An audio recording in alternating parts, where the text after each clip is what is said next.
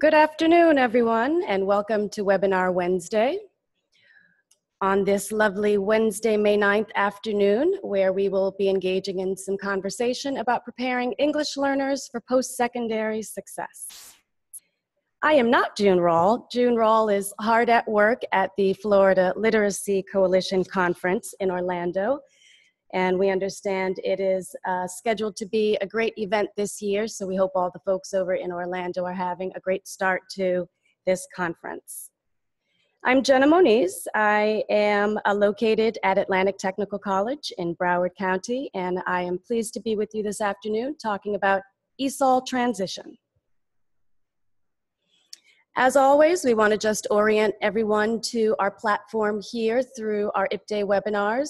So you will see at the top of your screens an option for Q&A. So if at any point you want to jump in and ask any questions, feel free to chat right in that Q&A bar.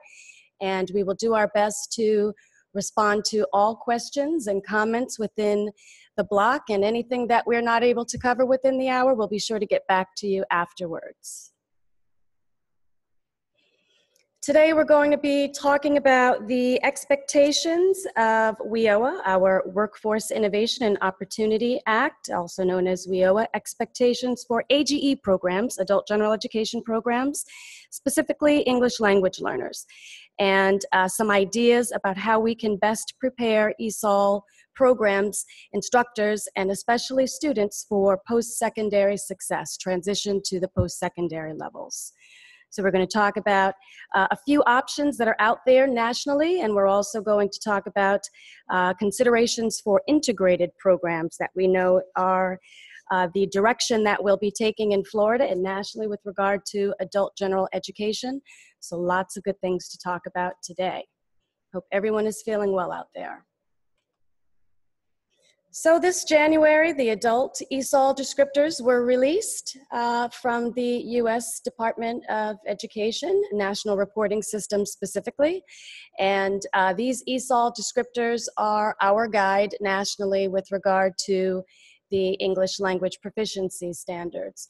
So if anyone hasn't had a chance to peek at those, please do feel free. You'll find those new ESOL adult descriptors in the NRS Technical Assistance Guide for Performance Accountability under WEOA, and that is in Appendix B, pages 19 through 27, if you're interested in that. But we know that those ESOL descriptors drive our English language proficiency standards in all states in the United States and here in Florida, obviously. So you will see on our website, our Florida Department of Education website, the adult education curriculum frameworks are posted for 18-19 for next school year. And as you can see in red print at the top, these are in draft form until they are board approved. So we expect that that will happen later on this summer. But you will notice that the new standards for ESOL are also updated and reflect the shift to the college and career readiness standards. And that is a big piece of our conversation today. So hopefully you are familiar with, and if not, this is absolutely the time to start getting familiar with your new ESOL standards. This is a screenshot of some of the correspondences or crosswalk of what the ELP standards look like and where you will find the CCR or College and Career Readiness Standard crosswalk, where you will see that correspondence.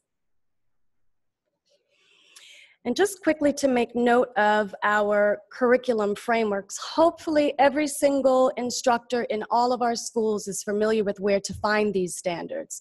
This is our guide. These are what we teach to. I know we can sometimes get comfortable with certain vendor-produced products, certain curricula, certain books, certain programs, online programs, and many of those online programs and books tend to be aligned to the tests. So just a reminder that our curriculum, what guides us are our standards, not necessarily a book or even a computer-based curriculum. Those are resources, but these standards here are what drive our instruction, so they should be at the fingertips of every single teacher in our schools. And again, here's that crosswalk that we spoke of. And you can find this in the new English language proficiency standards that will be approved this summer. So just to break down a little bit what the WEOA expectations entail, we know that this legislation was passed in 2014, and they mean a few things for us.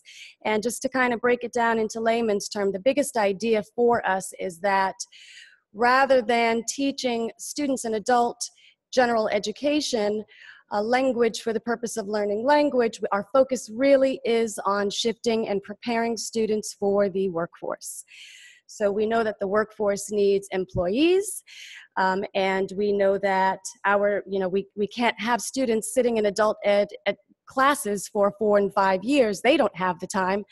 So this really speaks to speeding up the process of adult general education and preparing our students, whether they be in ESOL classes, ABE classes, GED classes, preparing students for that post-secondary level, for the college and or career level.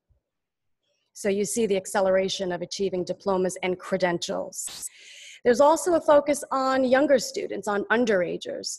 So we know that the population for AGE nationally and in Florida of underage students or even younger students from the ages of 16 to 24, that population is growing.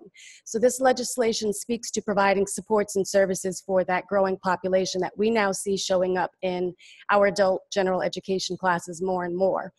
Lots of implications there too, with getting younger and younger students, our student population becoming younger and younger.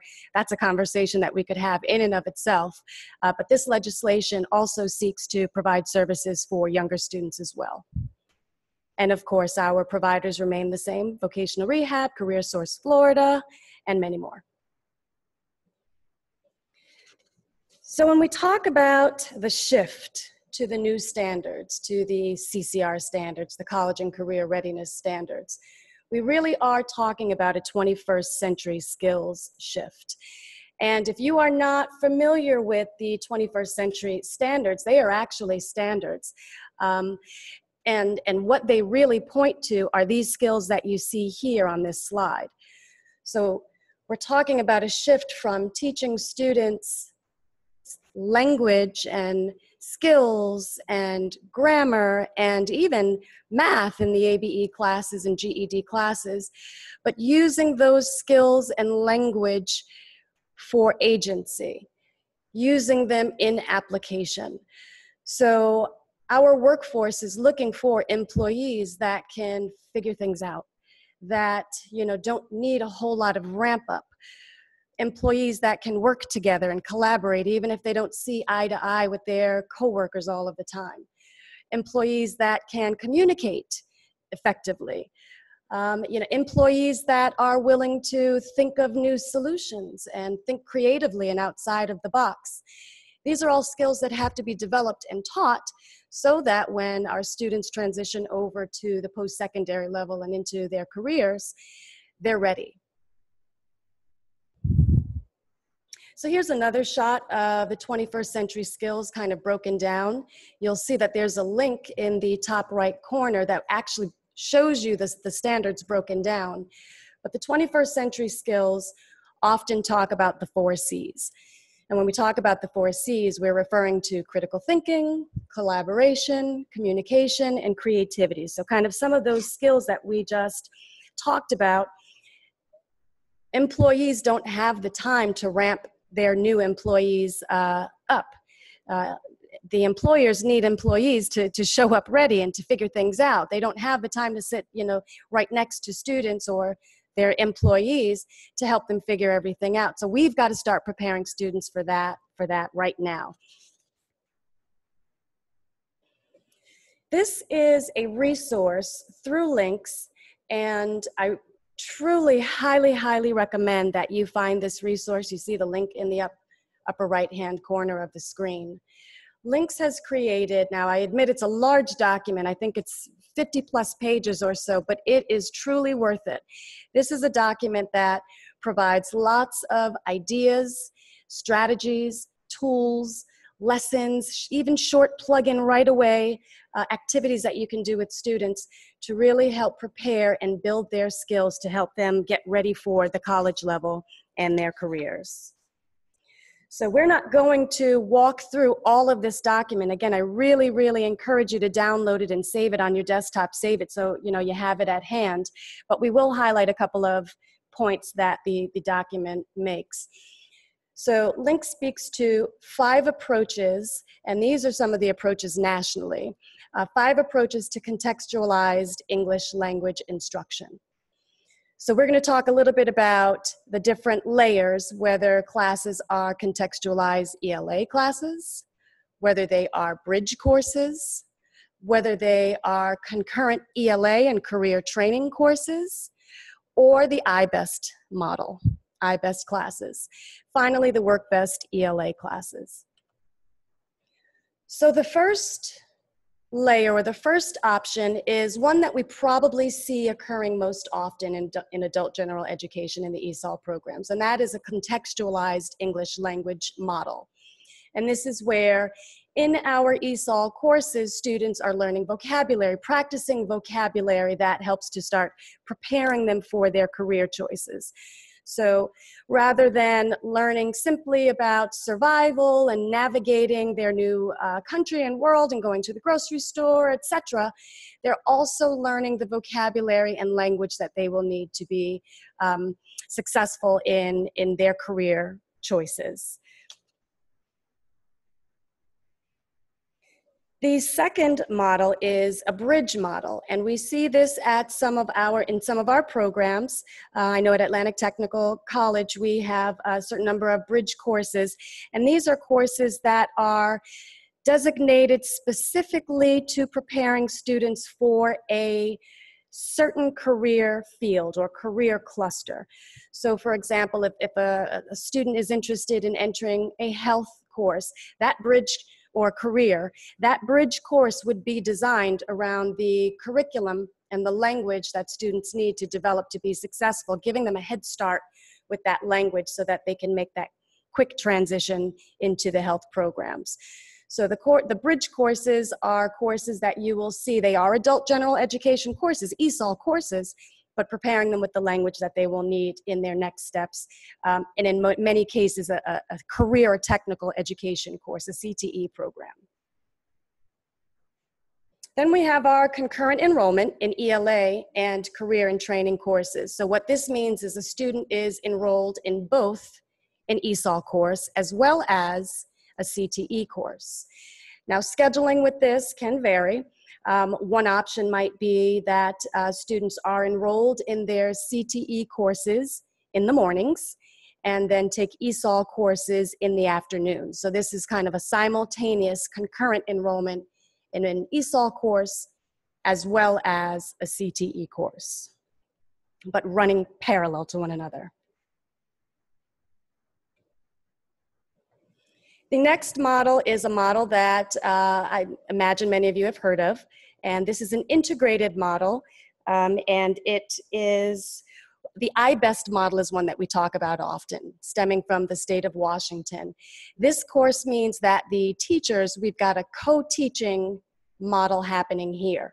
So you have both a CTE or career and technical teacher teaching alongside a language teacher or an English teacher, an ESOL teacher, or an academic teacher.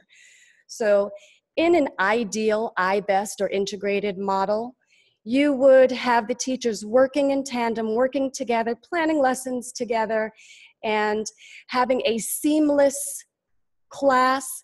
In some cases, you will hear people talk about the fact that students don't even necessarily know the difference between the two teachers, not sure, who is the CTE teacher, who is the academics teacher. So if planned well and a good team is made here, students will be engaged in learning, with both the CTE teacher as well as the academic teacher.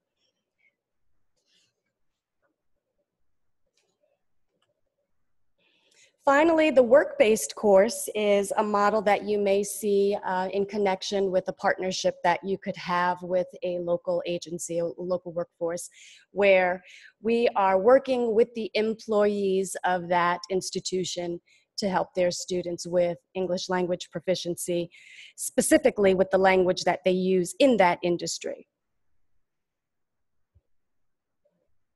Now in Florida, I know there's been some growth with regard to the LCATE course, and we know that at this point the LCATE course is used for students who are enrolled in an ESOL course as well as a CTE course. So a number of those models would work for that, and an integrated, that co-teacher course would work for LCATE.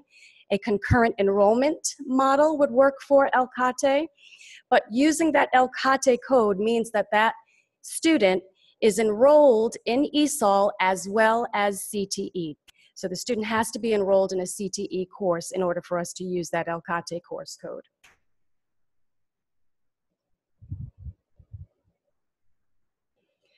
So when we start talking to our students about choosing careers, it's important to find out what their background is, where they're coming from, even at the very, very beginning level of ESOL classes.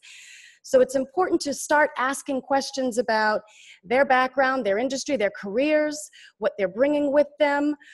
We know that no student walks into our classrooms as an empty slate. What tools do they have? What career, what credentials do they have coming into our courses that we can build upon? In some cases, a student might be able to transfer some of those credits over, some of those credentials over.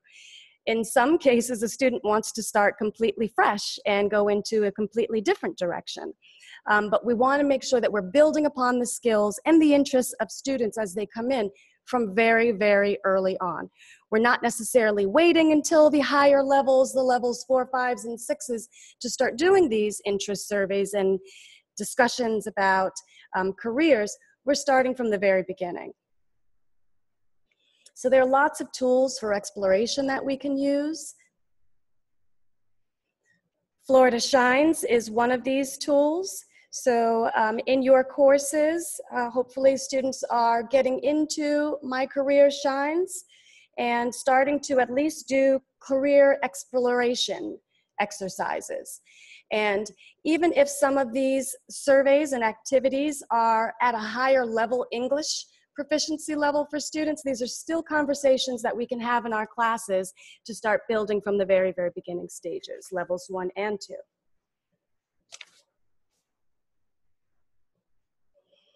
Now, just to talk a little bit about credentialing and work, where work gets involved, there are lots of, well, growing, I should say, agencies that are becoming involved with GED works.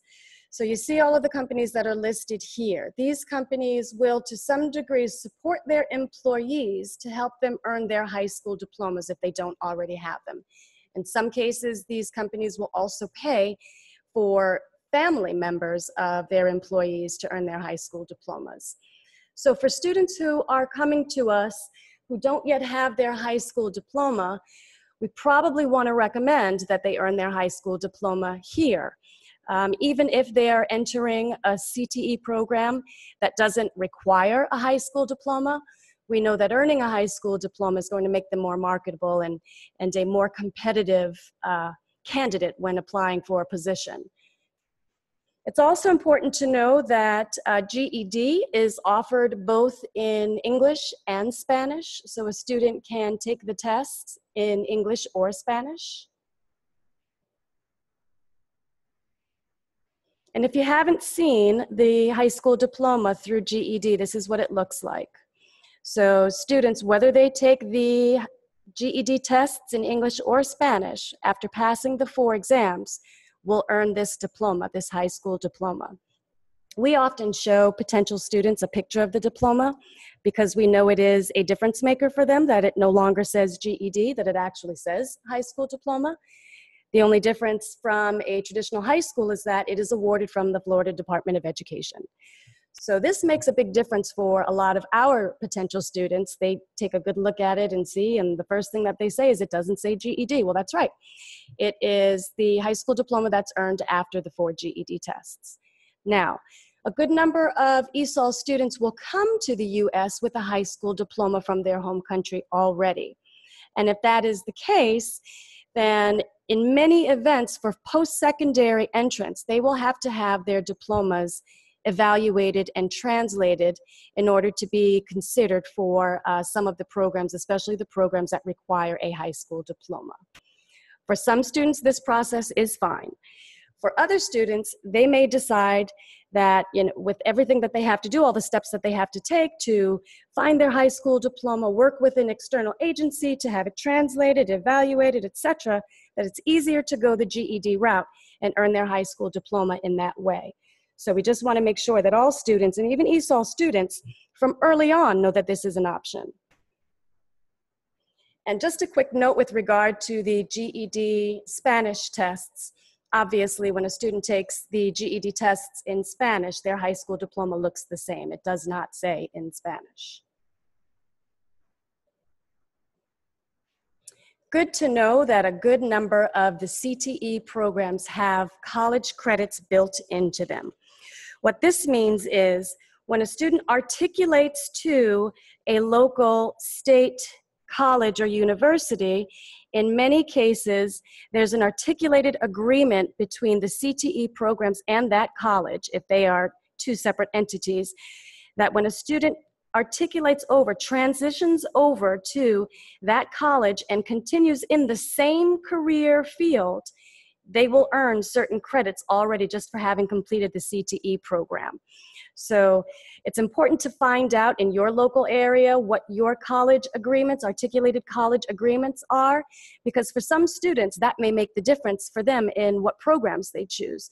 If I know that, for example, if I complete the culinary program here in Broward and I transition over to Broward College with the same program, I will articulate a good number of college credits, over 30 credits.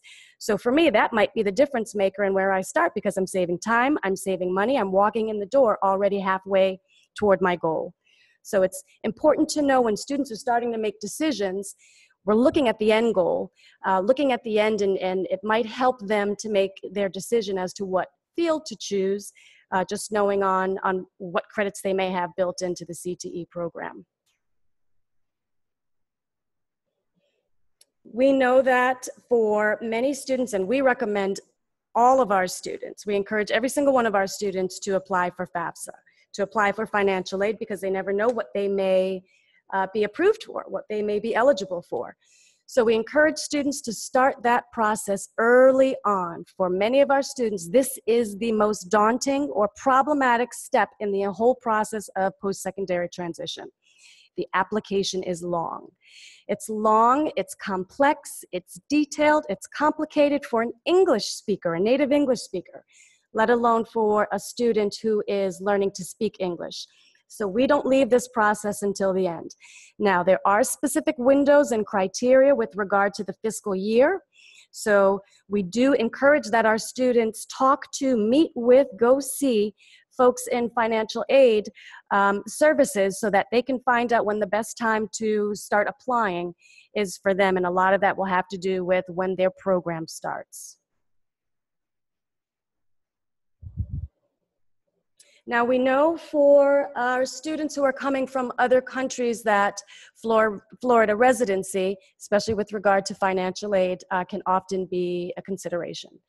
So we encourage students to begin the process of establishing residency right away, as soon as they can. We recommend that students find out more about what they may be eligible for and get the residency process started as quickly as possible. It can be complicated and complex, so we want to make sure that we get our students to the right place to ask the right questions, especially as we see with legislation changing and a lot of questions in the air about DACA and what the implications are for students coming from other countries and with regard to their their status here in the United States. We just want to make sure that they're getting their questions answered appropriately. Now we're going to talk about how, and the things that are in our control, how we can prepare students for the CTE programs, the college level, for their careers, right inside of our classrooms. So first, I'd like to share a little bit about a visit that I was privileged enough to take to LaGuardia College. This was, about a year ago. And a group of us from Florida visited LaGuardia College that is located in Queens, New York. And it's Queens, by the way, is one of the, if not the most diverse cities in the country. LaGuardia has a bridge to college and career programs that is amazing. So when you can, please do check out their website. You see the link at the top of the page here. Their success rates within their programs are very, very impressive.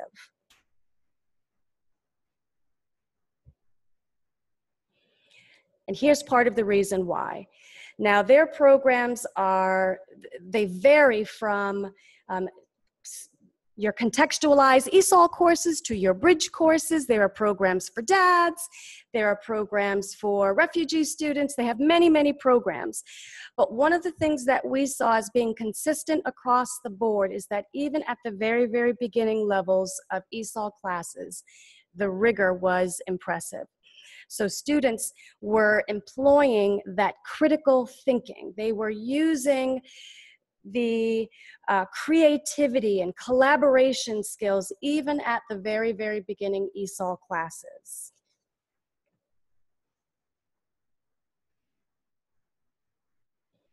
I'm going to flip back here because I really like what this slide says. The misconception, and this is right on LaGuardia Community College's website. Misconception is that ELLs are not ready to engage in higher level thinking until they learn basic skills.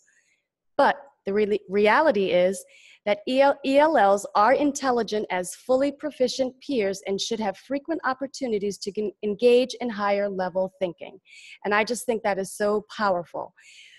One of the things that we share a lot is English language proficiency is not the same thing as cognitive ability. So we cannot equate language proficiency skills with a student's ability to think. We can't leave the critical thinking to the higher levels of English language proficiency. We have to start the critical thinking very, very early on, even when the English language proficiency is just in its infancy stages. And this is what we saw at LaGuardia College. So balance is the key. Oftentimes, even in the career courses, in the career and technical courses, the teachers will focus on their content, on their content, on their content, and not necessarily focus on the language. So, it's not difficult for a CTE teacher to say, well, I teach about electricity, for example. I'm not a reading teacher. I'm not a language teacher. I'm certainly not an ESOL teacher. So more and more, we need to start getting the post-secondary CTE teachers more comfortable with some of the tricks that, we ESOL teachers do just naturally. Some of these things they may already be doing, and some of these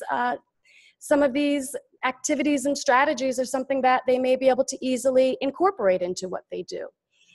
And the flip side of that, the reverse is that we have to start teaching content much more early on as well. And that you'll see reflected in the CCR standards.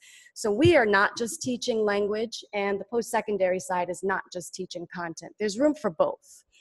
So language objectives, for example, and this comes from the SIOP model, if you're familiar with the SIOP model.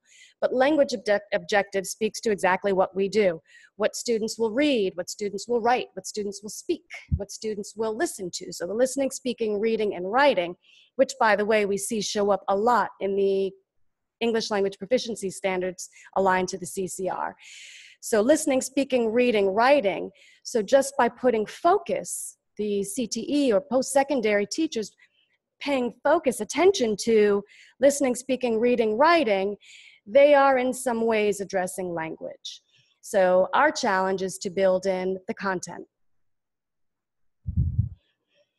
And we know that there are lots of ways to teach vocabulary, and we know that ESOL teachers, we tend to be experts in teaching vocabulary. This document that I shared, the links document, has some really, really great ideas and plug-in right-away activities to help to develop vocabulary skills. So I like the topics or the categories that they have here, everything from determination, looking words up, and we know that our students do a lot of that, but also paying attention to the metacognition. So we're asking students to monitor their own thinking, asking students simple things like, okay, well, you just read a paragraph. Metacognition would mean you're monitoring your thinking. Did you understand what you just read? Okay, well, if you didn't understand what you just read, let's take these steps. So it's really, metacognition has to do with thinking about your thinking, if you will, which really goes hand in hand with critical thinking and analysis. And these are the kinds of high order thinking that we really have to be employing from very, very early on. So you'll see lots of tools, ideas, strategies in this document that we shared. One other trick that I like to share is a very, very simple one. Teaching students to ask themselves I know it seems really straightforward, or just asking students, do I know this word in my first language? Students don't necessarily make the connection with cognates in English terms to cognates in their first language. So prompting students, and that is metacognition, for a student to ask themselves, do I know this word in my first language? Do I know a piece of this word in my first language? Especially when it comes to that domain-specific vocabulary that they're going to see in the CTE programs that are specific to that field, and academic vocabulary. If they ask themselves this question, do I know this word in my first language, they will have access to far more vocabulary than they did initially. Some say up to 70% more. So that very simple question, do I know a piece of this word? Do I recognize a piece of this word in my first language? If their language skills are strong in their first language, just asking themselves that question can potentially unlock vocabulary upwards of 50% in the English language. I love this site, Quizlet, for learning vocabulary, very interactive and hands-on. So students can get into this program and plug in words. It's multi-modality, so they can listen to the pronunciation of certain words. They can plug in their own vocabulary words, new words. So if they think they may be interested in a health field, this is another way that they can start to develop that vocabulary, and it puts together some pretty cool flashcards that are interactive and fun. With regard to higher order thinking, so you may see something familiar here, Bloom's and Webb's, and it may have been a while since you've seen Bloom's taxonomy, and those of us who have been around a while will remember Bloom's taxonomy very well. Well, it's still relevant today. Bloom's taxonomy has to do with higher order thinking skills, with the thinking skills that are beyond the basic read and regurgitate, read and remember, or even read and comprehension. Read, do I know what I understand? It's really pushing forward to that higher order thinking of evaluating. Where's the evidence here? Is it a strong argument? Analyzing, figuring out how things work, figuring out the purpose, an author's purpose, and then ultimately, creating to the level where you can create something new. I love how this chart does kind of a crosswalk of Bloom's taxonomy and Webb's depth of knowledge, or DOK. So the distinction with Webb's depth of knowledge is Webb's depth of knowledge really is action-based. So we're talking about agency here. We're talking about how students then take that higher order thinking and use it for action, use it in application, use it in agency. So we're talking about developing experiential learning experiences in our classes. And many of you may, and feel free to chat in the Q&A bar, put yes or no, you agree or you don't agree. Some of your students, how many of your students are used to an approach that is more of a passive learning approach? They're coming from schools where the teacher is the end all and be all, knows everything. The teacher does the talking, the lecturing, and the students, you know, just receive all of the information, versus using what they're learning in action, in agency, in application, active classes. This may be a shift for some of our students. This may be a shift for some of our teachers, letting go some of the control in the class, not the lecturer in the class, but more of a guide, more of, you know, the in and out, and letting students be more of the agent workers in the classroom. By the way, each of these resources that you're seeing us share here will be posted on the IPDAY website along with the PowerPoint, so you'll be able to download all of these resources and tools, including these. And these tools are designed by the ESOL department in Broward County, and they are DOK STEM questions, so Webb's Depth of Knowledge question stems. So if we're talking about getting students, even at the very beginning ESOL levels in classes, to think critically, to think at high levels of cognitive complexity, then we have to start somewhere. So these are question stems that Broward County developed in a translation in our top 3 languages, Spanish, Haitian Creole, and Portuguese, in those languages, to really get students to start employing those higher level thinking skills, even if it's in their home language. So you see that there's a correlation here between the English and so here's English, and now here would be an example of Spanish. So that first slide shows you the DOK questions at the levels 1, 2, 3, and 4. And then this would give you a translation into Spanish at levels 1, 2, 3, and 4. And again, level 4 is your most cognitively complex level, where students are actually turning their learning into something. They're creating something, making something new out of it. So real application. They're having to pull together all of that analysis and creativity and actually create something new out of what they've learned, experiential thinking. So you see that here in Haitian Creole, same questions. And same question stems in Portuguese. So feel free to download these documents from the IPDAY website and start employing them in your class. And it's a great tool even to point out to students, talk to them about the different thinking levels so that they're able to, again, metacognition, they're able to label the levels of thinking that they're employing. It's powerful. Also, an ESOL department, Broward County tool is our ESOL Instructional Strategies Matrix, and it really focuses on how we are teaching, not just what we are teaching. So these are strategies. In fact, all teachers K through 12 in Broward County have to document ESOL strategies that they're using in their classes. We have so many English language learners here in South Florida that every single teacher has to employ ESOL strategies in their classes. But of course, as you notice, these strategies really are universal, designed for learning, which in most cases means they are good for all students. So lots of options. It functions like a menu. And again, this will be posted on the IPDAY website, so feel free to download it and plug those in right away.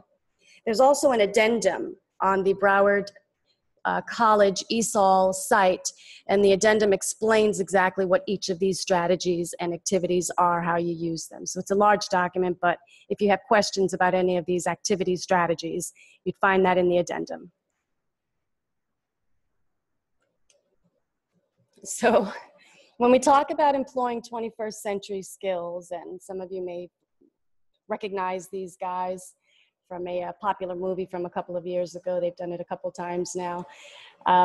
So this wasn't the most successful group, huh? But when we talk about 21st century skills, it's important that we get students working together and solving problems together. So just by collaborating and solving problems together, they're already developing some of that 21st century skill that they will need in their careers. So yes, important to make sure that we've set up some levels of accountability though in those groups. If we just say, find a partner or find a group to work with, in many cases, students are going to group with the folks that they're most comfortable with. And that may not always stretch them outside of their comfort zones. Now, there will be different purposes for grouping students differently, depending upon what we want to accomplish. There may be times where we want to group students together in like languages, but we know what can also happen there. So there may be times where we want to group students heterogeneously, where we've got different levels working together, different languages working together. The point here is that our groups should be strategic. We know why students are grouped together, and everybody has a job.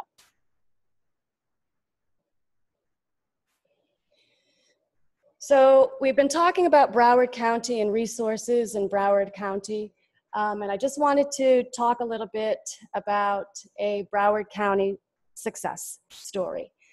And the story has to do with a good friend of mine, Mr. Samuel Landry.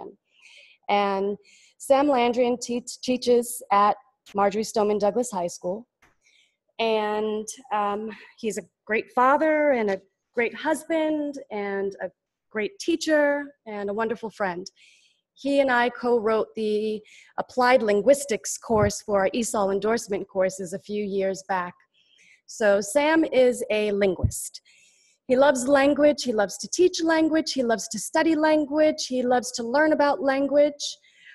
He actually teaches at Marjory Stoneman Douglas High School during the day and adult ed ESOL at night.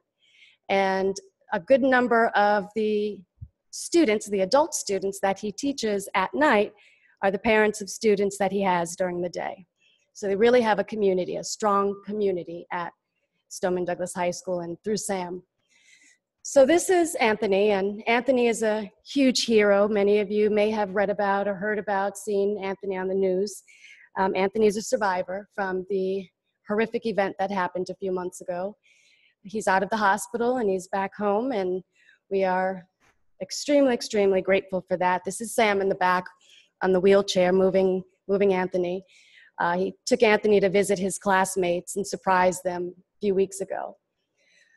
Point here with Sam is that Sam not only, although he loves language, he's a linguist at heart, Sam uses language not just to teach language. Sam uses language as a vehicle for higher order thinking and for agency. So his students become doers. His students become actors. His students become agents. His students become activists. And we saw how that happened. So many of you will know that the skills that these students from Parkland were forced to employ were learned right at MSD. Were learned right in these classrooms, just like in Sam's classroom. So these were students that were learning real world skills, and unfortunately and horrifically, they had to employ them in the worst way. But it just showed the kind of learning that they had been empowered with.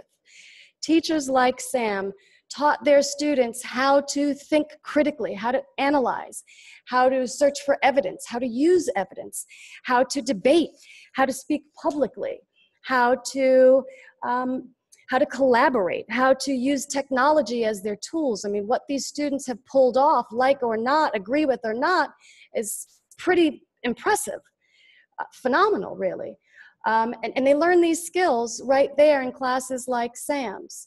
So what we're talking about here is not just learning grammar in isolation, learning grammar for the purpose of grammar, learning language and even math for the purpose of math, but what do you use these skills for? How are you going to use these skills in the real world?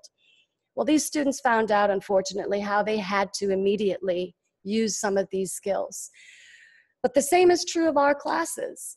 Are we teaching our students how to become agents, how to use what we're learning, what we're teaching them in the real world? Are we teaching them to work together, to collaborate, to figure out, to seek evidence, to speak publicly, to work with people they may not see eye to eye with on everything, to use technology, These are the 21st century skills that you're going to see show up in the English language proficiency standards that we want to be preparing students with from the very beginning. The timeline is short. We don't have years and years for a student to grow from, from and through all of the ESOL stages and levels to prepare for the workforce. We've got to start at the very beginning. I found this and I just couldn't resist but taking a picture of it.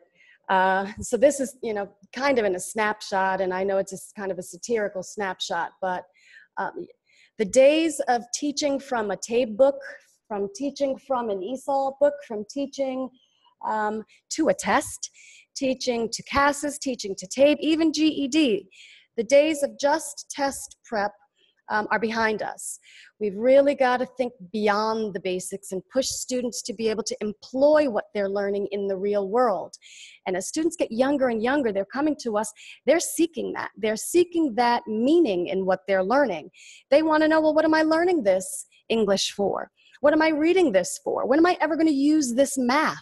What does this history mean to me? I had a student ask me the other day, what do all of these dead guys have to do with me in her social studies class? And I thought it was a powerful question, and honestly one that I had a hard time answering. We have to make it relevant to students. What they're learning in the classes, is it something that stays within the four walls of the classroom, or is it something that they can employ in the real world?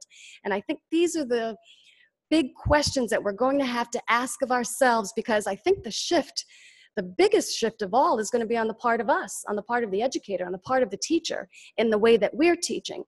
There's no more. We can't walk into a classroom, pick up a book, start, and pick up where we left off and wing it. We really are going to have to find ways to build in planning and plan for instruction that is engaging and that prepares students to do in the world, to be agents in the world, to learn experientially so that they can take what they've learned with us and be successful at the college level, be successful in their careers. They're not going to have the ramp-up time when they get into the college courses, into the CTE courses, into their careers. We've got to start ramping them up now. So at this point, I wanted to just allow for another opportunity for anyone to type in any questions you may have, any comments that you may have, anything that we didn't touch upon that you'd like to talk about next time. Please feel free to type those into your chat.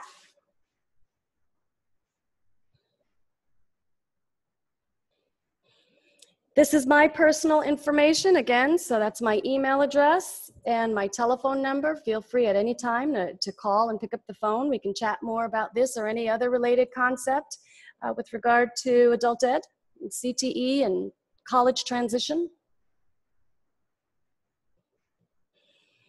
So I have a question in the chat that asks, are there suggestions on supports when students leave AGE and enter CTE? I will tell you that at my school, Atlantic Technical College, we have actually allowed for an academic teacher to go into the CTE classes and be support within the classes. It's picked up so much that now we've gotten more than one. So we have a couple of teachers who are on the academic side who go into the CTE classes as support, academic support. For students who may be struggling, and all students really. Even students who are entering the CTE programs with a traditional high school diploma. And many of those students they're exempt from taking any of the exit scores or taking any of the exit criteria tests, examinations. So they go directly into the programs. Many of those students struggle with the college level curriculum as well, especially the CTE curriculum. The CTE curriculum is some of the most complex out there. It's one of the most complex genres there are. They're reading manuals. Students are reading manuals all day, and that's difficult for a lot of students. So we have started what is kind of a tutoring program with academic teachers pushing into the CTE classes to offer support to the students and to the teachers. So the teacher will work directly with students, but also the teacher is sharing strategies. So maybe, teaching some of those language objective strategies, teaching small, easy strategies that the CTE teacher can employ. We find that many of the students in the classrooms, even if they're just getting by, could use the extra support, and the teachers could use the support as well. How can we reconcile what we are talking about with the pressure teachers have to endure from the administrators? So not sure exactly what pressures we're referring to, if you want to elaborate on that a little bit. So I know that one of the things that feels to me, because I've worked in the K-12 world for years, and you know, being in the adult ed world, I certainly feel like there is more flexibility on this end, that we don't have the FSA tests, we don't have the curriculum, what are the charts that you've got to follow to make sure that you're teaching a certain thing at the same time, and all of the testing and the formative assessment testing. We've got more flexibility on the adult end, it feels like to me. So, you know, I on my side encourage my teachers to work together, plan together, think smart, plan lessons together. There's so much overlap within the courses. A science teacher can meet with the pull the ESOL teachers into the GED classes, start getting students exposed at that early on. Even students who may have more language proficiency, the best way to learn something is to teach it. So it's kind of win-win. Okay, so the follow-up is regarding all of the testing going on in the school system. So if we're talking about the testing in the high school system or the K-12 school system, that's one thing. And the testing at the adult level is kind of another. So sure, obviously we are preparing students to to pass certain credentials, and your students are probably very familiar with what those tests are and want to pass from one level to another level, or want to pass a GED test or want to pass that TABE test. If we can explicitly show students that what we are teaching that is beyond the TABE test, beyond the GED test, there's more buy-in. We know that just by passing that CASAS test, or just by passing that TABE test, or just by passing that GED test, that doesn't necessarily mean that they are ready for the college level. If you think about the comparison in ACT for high school completion and college entrance, high school completion on ACT is, I think, a 19 right now. In order to complete high school reading ACT, you have to score 19. But to enter college level, the minimum is a 21. So that right there is a major gap. So just scraping by and scoring a 145 on a GED, or scoring right at, just passing, beating the test, really truly doesn't mean that they're ready for that rigorous curriculum that they're going to see at the post-secondary level. And not just the reading, the thinking skills. They're going to have to figure things out on their own and in groups and learn in different ways that you can't test. You can't test that on TABE. You can't test that on CASAS. This is real world stuff. How are you going to employ what you're learning on TABE in the real world? So I think balance is the key here. While we know we have to prepare students to pass those tests, we have to prepare them for far more than that. So thank you for those questions. I wanted to leave a little bit of time at, we want to make sure that we are getting your feedback. Again, feel free to follow up with me afterwards. And at this time, we're going to allow for 60 seconds for you to complete this quick survey to get your feedback. And after that, we will wrap it up. Thank you so very much for your time this afternoon. It's much appreciated. And hope you all have a wonderful rest of this week.